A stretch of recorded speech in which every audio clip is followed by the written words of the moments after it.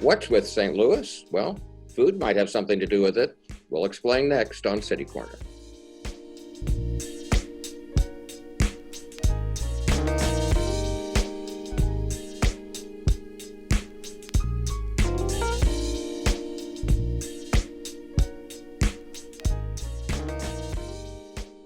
I'm Steve Potter, and welcome to City Corner.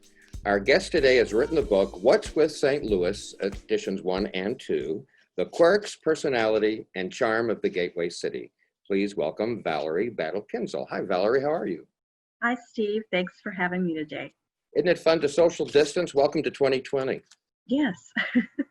Hey, has it affected you much? I'm thinking maybe not. You're a writer, and I imagine you probably work from home most of the time anyway. What's your life like these days? It's doing Zoom meetings and webinars like this. And I already do, like you say, a lot of solitude. So that hasn't been a whole lot different. My experience is most writers like solitude anyway. That's Yes, just we do. part of their personalities, right? We're basically introverts, yes. Listen, as I said before, you wrote What's with St. Louis. There are 2 editions of that. Now, today we're going to talk about food specifically, but the books have a lot more content than food. So just briefly, could you kind of tell us what the idea was behind those books?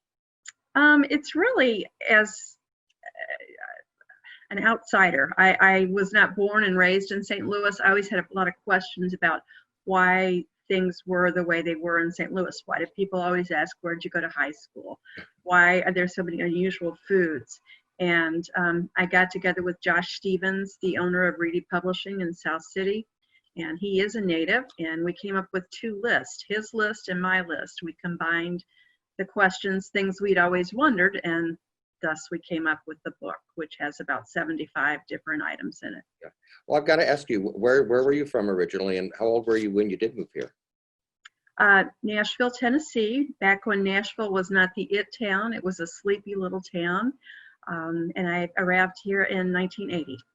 Did St. Louis seem like the big city then to you? Of course, yes, very much so. Yeah. And it's very different from Nashville, although geographically not far away, but it sure would be different in sort of atmosphere, wouldn't it? Right, and just the civic personality, a lot of differences.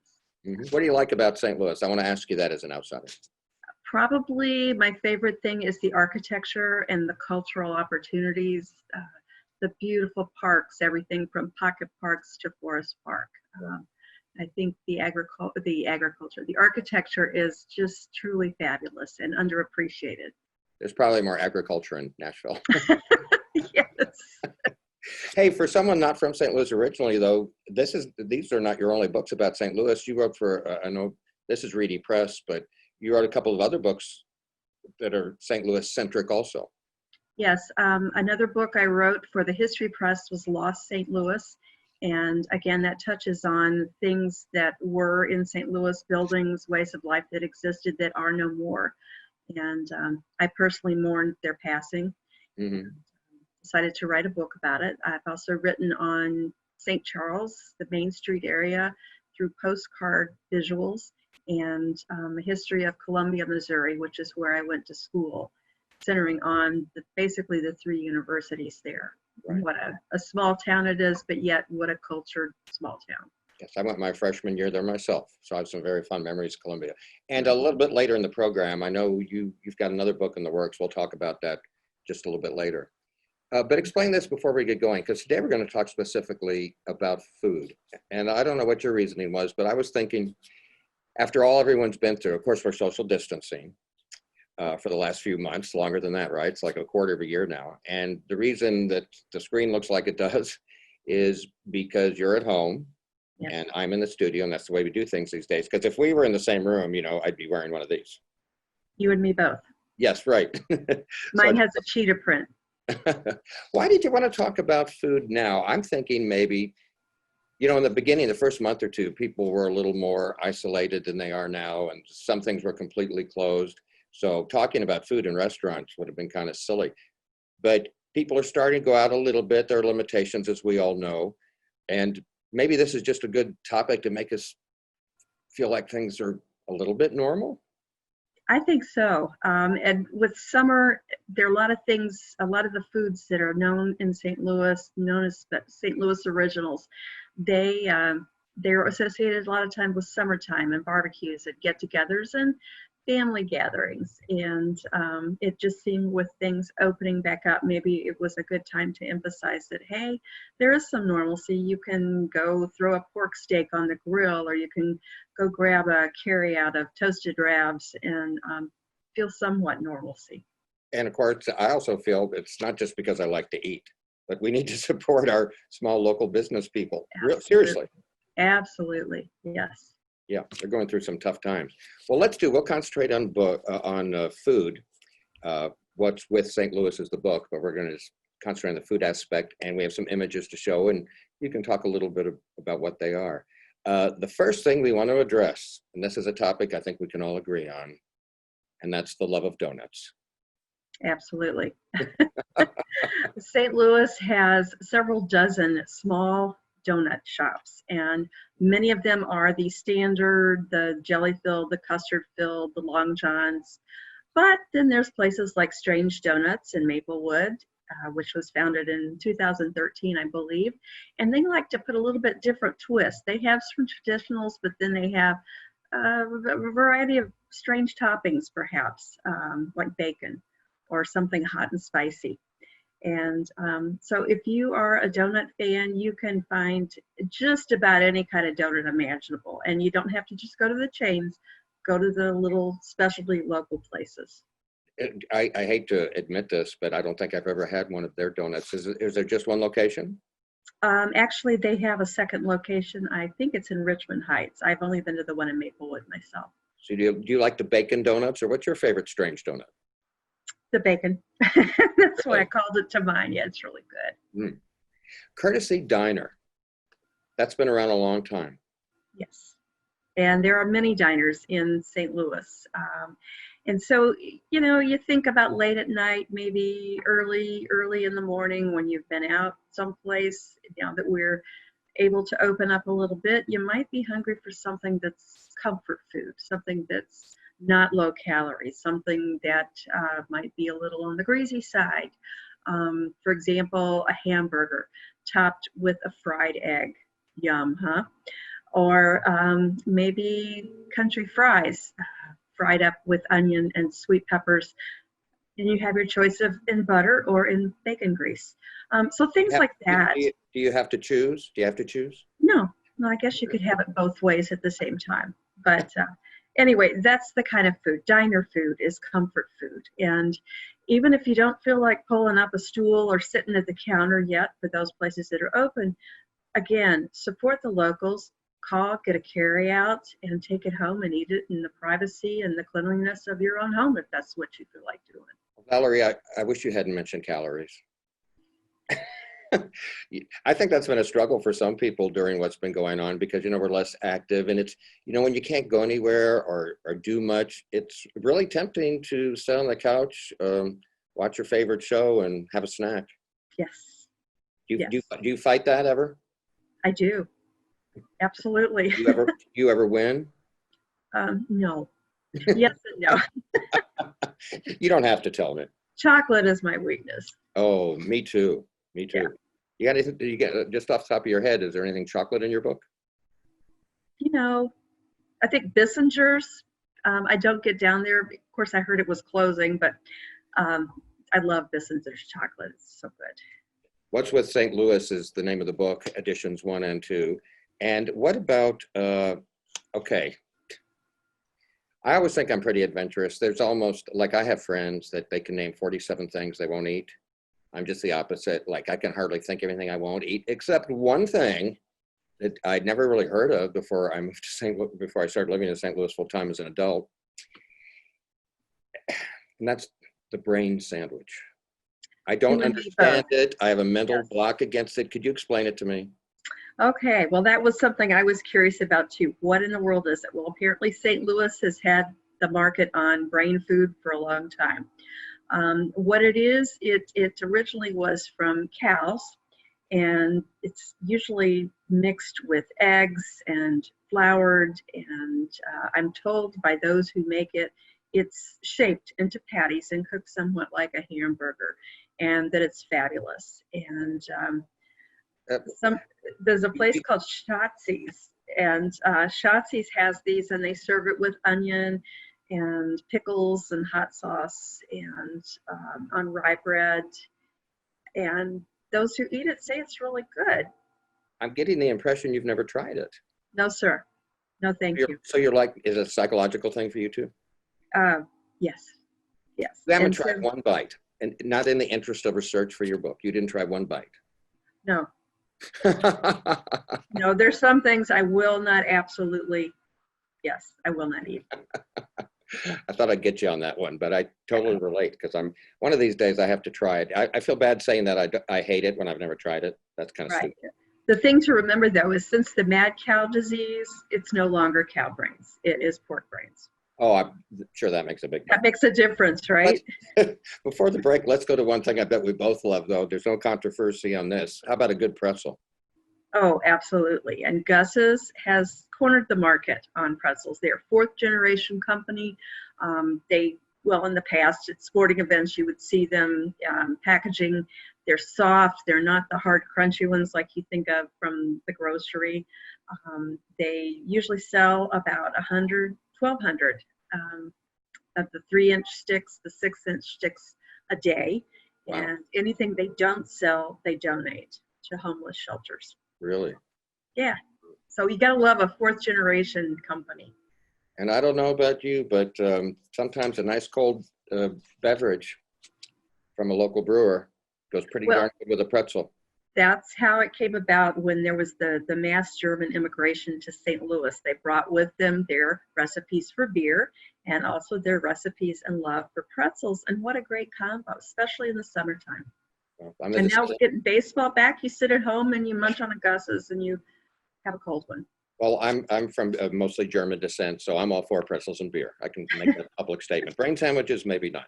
But Valerie, we're going to take a short break and come back and have more food suggestions for people that love St. Louis and the food in this city. We'll be right back with more City Corner after this.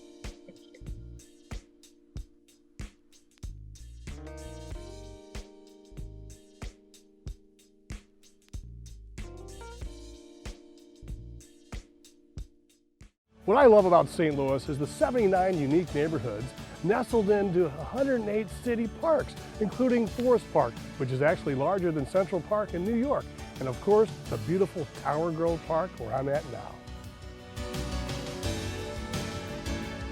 Oh, the St. Louis Blues. We've got the St. Louis Surge, 2-time WBCBL champions. We've got Harris Stowe, WashU, St. Louis University, and of course, the 11-time World Series champion, St. Louis Cardinals. So come experience St. Louis. Operation Wonder Park is a go! There's nothing more powerful than imagination. But don't just imagine. Use STEM to change the world. Who's with me? Oh, it's gonna hurt tomorrow. If she can STEM, so can you. Find out more at She Can STEM. Here's your check.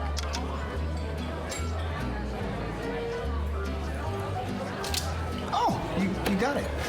You know, since I got rid of my car, I really enjoy walking. Okay. Got it. No. Getting pulled over for buzz driving could cost you around $10,000 in fines, legal fees, and increased insurance rates. Oh, you're home early. You live with your mom? That'll set your game back a few years. Buzzed, busted, and broke. Because buzz driving is drunk driving. Hi. You think you're probably sober? Yeah. But you're thinking about taking the back roads home just in case. Why would you do that? Probably okay isn't okay. Call a cab, a car, or a friend. Good choice.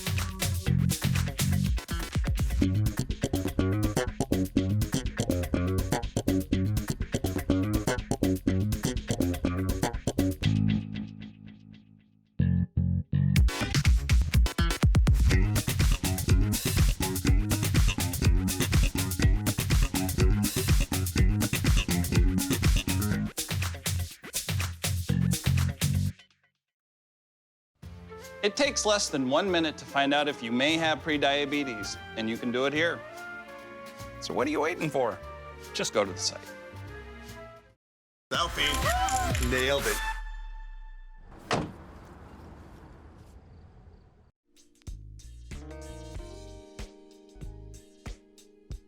I'm Steve Potter. Welcome back to City Corner. And today we're talking food. That's a topic everybody enjoys with Valerie Battle Kienzle. She's the author of the book, What's With, I always want to say What's Up St. Louis, but it's What's With St. Louis, the quirks, personality, and charm of the Gateway City. It's about a lot of different things.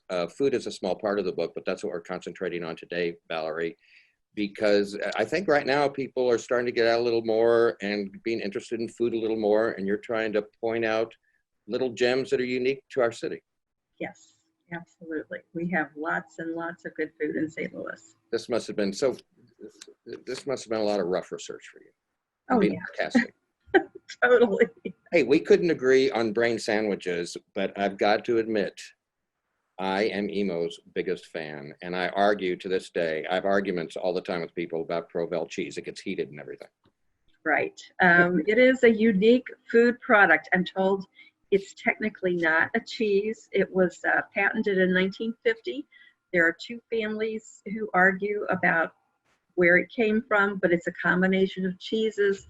And Valerie, I have to stop you. That's my argument. I have people say it's not real cheese. I say it is real cheese. Both those cheeses it's made of are real cheese. So that's a real cheese.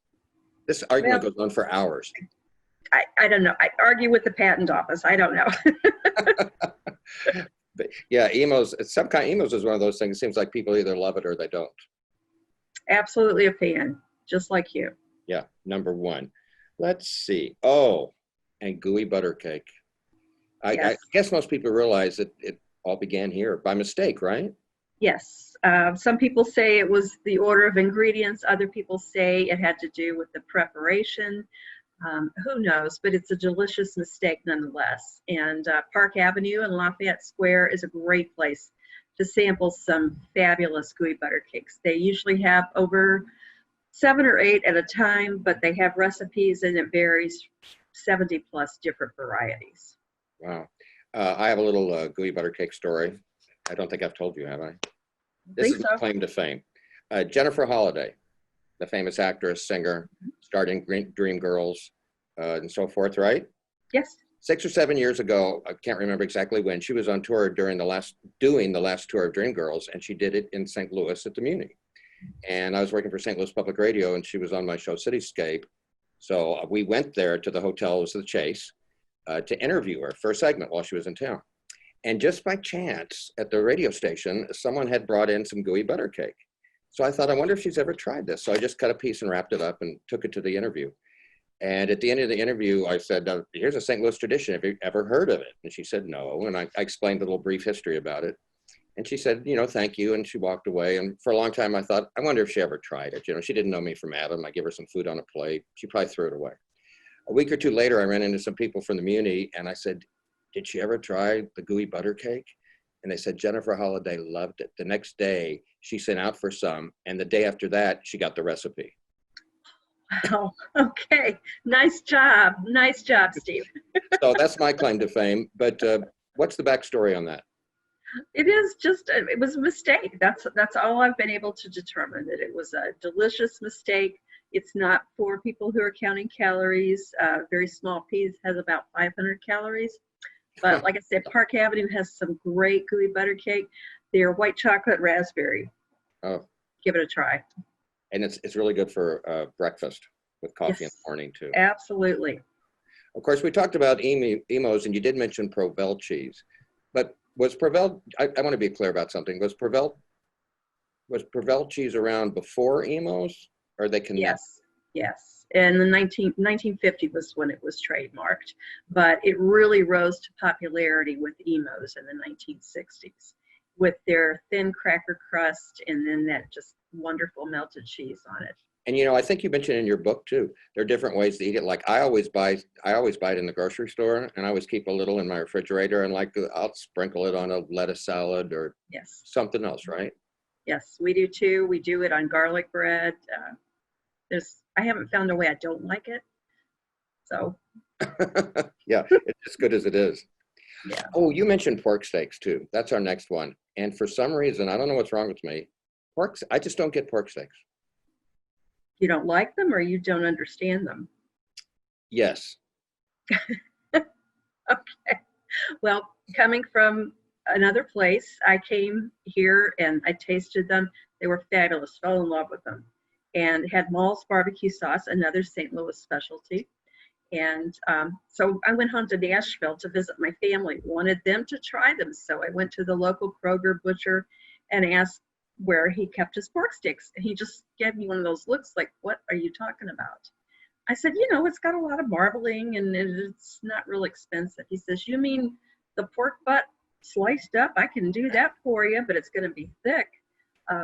I'm like, never mind. So anyway, I love pork steaks. They're not good for you, but boy, they sure are good this summertime. What was that last part? They sure are good in the summertime. We just had some over the 4th of July. Yeah, I know that people make them constantly, right? What'd you do on the 4th of July? I'm wondering, was it a very small little family kind of thing? Small family gathering at Lake of the Ozarks. We have a house down there and just did family stuff and rode around on the lake, played in the water. Next one on my list I want to ask you about, Valerie, and you probably won't believe me, but I have never had a slinger. And not on purpose. I don't know why. Well, a lot of people who claim to really appreciate and enjoy slingers say that it's good after a night out enjoying cold beverages.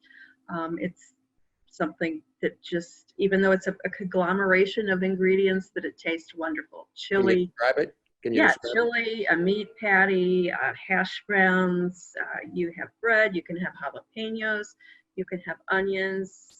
Top it off with hot pepper sauce and maybe some eggs and chow down. It's usually about 12 to 1,500 calories.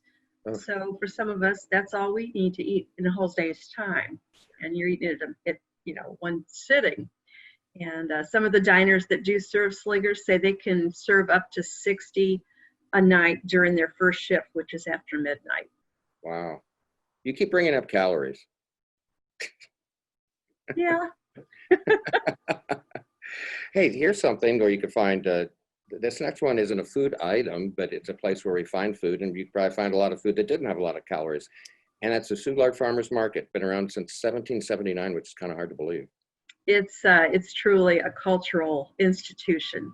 And if you've never been there, it's a place to be enjoyed with all the senses. You could look, smell. People that work there are very willing to give samples of cheeses and honey and just have a grape. You can get black grapes, red grapes, cherry grapes, everything imaginable. They have animals there. There's jewelry. It's just an amazing place. And even if you don't plan on spending anything, if you'd rather get your produce someplace else, just take a little bit of cash because you'll probably find something you can't live without. I love when people come in from out of town, I always love to take them. This is next on your list. I always love to take them to Ted Drew's. My grandmother used to tell me she used to play tennis with him in the early 1900s, unless you made that story up. But Ted Drew's is something else. Yes, he was pretty much a self-made man, I guess you'd say. He went to Florida after high school. He went to Yateman High School, and he discovered this concoction that was called frozen custard. Well, there was nothing like it in St. Louis at the time, so he came back here and decided to open up a couple of small stands. Well, they were fine, did okay, but then there was something called Route 66, the Mother Road, and cars were starting to get very popular, and people suddenly decided to like to travel.